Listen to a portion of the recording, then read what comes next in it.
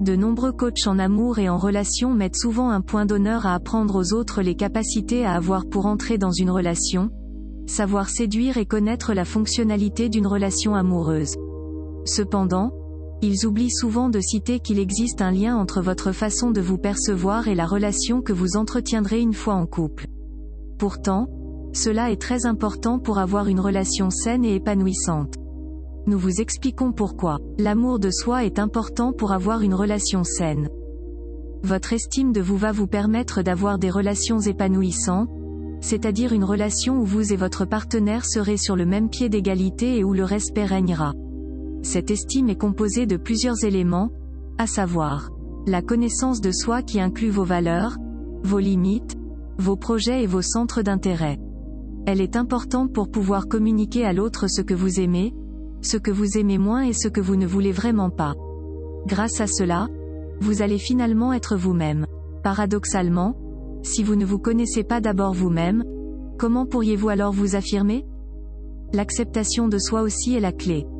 Si vous vous acceptez comme vous êtes avec vos qualités, vos défauts et vos faiblesses, vous n'aurez pas tendance à chercher dans une relation un élément que vous ne vous donnez pas à vous-même, qui est l'amour.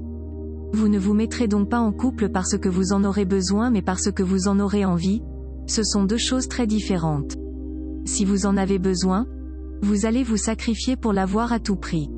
Si vous en avez envie, vous évaluerez vos partenaires potentiels selon vos attentes.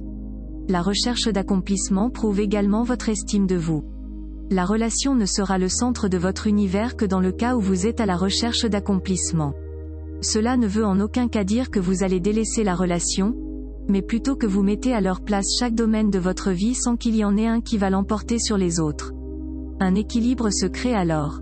S'il n'y avait pas de recherche d'accomplissement dans votre vie et que votre couple devient votre seul univers, la dépendance commence et vous ne serez pas épanoui. D'ailleurs, une personne qui se réalise en tant qu'individu va beaucoup plus enrichir sa relation. Avant de poursuivre la vidéo, laissez-nous vous parler du site okarma.fr. Il s'agit d'une boutique en ligne de lithothérapie et d'aide à la méditation. Grâce à un partenariat, vous pourrez obtenir 10% de réduction sur toute la boutique avec le code promo NUM10.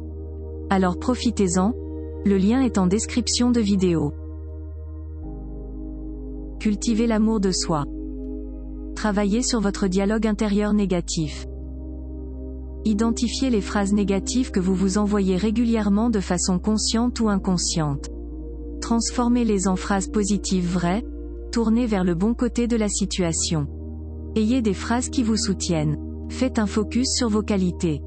On a cette tendance habituelle à voir les choses qui ne fonctionnent pas plutôt que celles qui fonctionnent. Il faut enlever cette habitude. Tout est présent à chaque instant. C'est vous qui choisissez où vous porterez votre attention. Apprenez à accueillir vos failles. Vous êtes aussi un être humain imparfait comme tous les autres, vous devez continuer à être focus sur vos côtés positifs. Néanmoins, apprenez également à accepter vos faiblesses. Apprenez à accueillir, à accepter, même à aimer et apprécier vos défauts. Vous êtes un tout avec des qualités et des défauts. Cela ne veut pas dire que vous n'allez pas essayer de changer, non. La première étape du changement est de reconnaître d'abord ce qui ne va pas. Les piliers d'une relation saine. Afin de conclure, voici donc les bases d'une relation saine. Faire face à ses blessures, traiter vos insécurités. Façonner une connexion authentique, montrer à votre partenaire qui vous êtes vraiment. Accepter l'autre sans le changer. La réflexion doit être faite des deux côtés, c'est-à-dire est-ce que la personne vous accepte sans essayer de vous changer et vice-versa. Ce n'est pas pour autant que vous n'encouragez pas l'évolution personnelle dans le couple. C'est la fin de cette vidéo et nous espérons qu'elle vous a plu. Pour nous soutenir et afin de nous motiver à vous fournir plus de vidéos d'interprétation, mettez un j'aime à la vidéo et abonnez-vous à notre chaîne. Vous pouvez aussi nous rejoindre sur Facebook, le lien est en description de vidéo. Merci et à bientôt sur Numérologie et Spiritualité.